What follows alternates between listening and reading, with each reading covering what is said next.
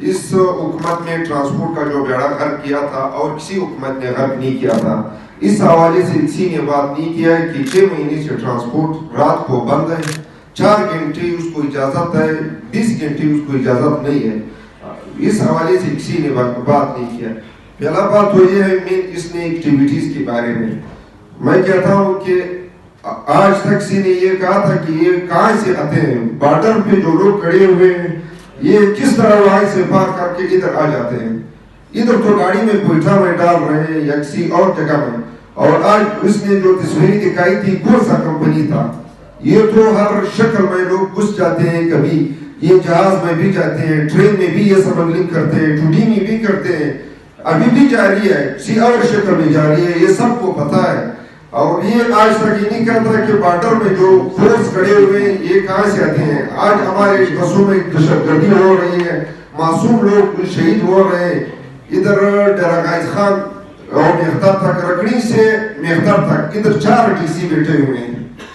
ایک لولائی کا D C جو میختر کا حدود ہے, ایک روڈ کا ہے اس میں 20 کلومیٹر اس کا آتا ہے, پھر مسخیر کا ڈی سی آتا ہے, پھر بارکن کا ڈی سی آتا ہے.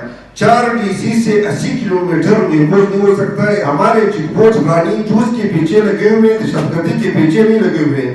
اس کا دہشت گردی کے ساتھ کوئی کام نہیں ہے, رانی جوز کے ساتھ اس کا کام ہے.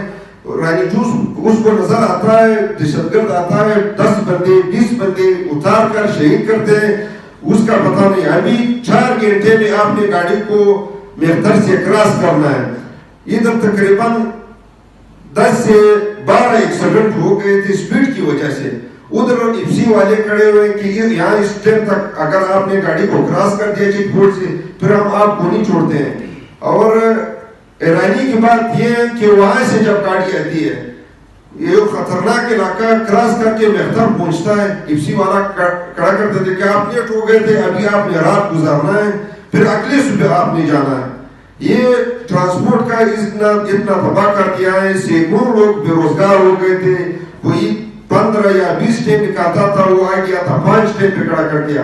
سینکڑوں لوگ بے روزگار ہو گئے تھے. آج تک کسی نے نہیں کیا تھا کہ یہ گاڑی کا کچھ حکومت سے کوئی تعاون کیا ہے. ادھر جو ٹرمینلز کے کرائے ہیں یہ کسی نے ادا کر دیا ہے.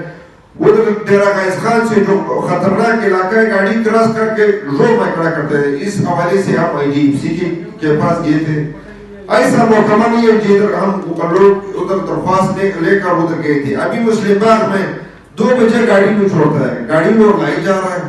وہ کہتا ہے نہیں ہم کو آرڈر آیا ہوا ہے بس ادھر آگے جاؤ. 2 بجے مسلم باغ چیک پوسٹ گاڑی بند کر دیتا ہے, اگلی صبح 6 بجے گاڑی کو چھوڑتا ہے. ادھر ہمارا ٹرانسپورٹ تباہ و برباد ہو گیا تھا.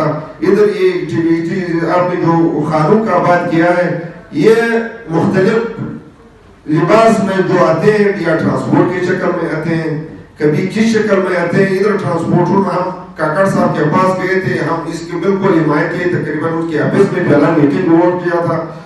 کل بھی بندے آئے تھے ادھر, آج آ گئے تھے ٹرمینلز پہ.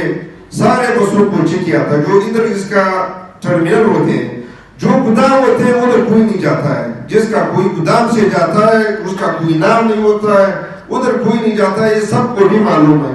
خدا را ٹرانسپورٹ فراہم کرے.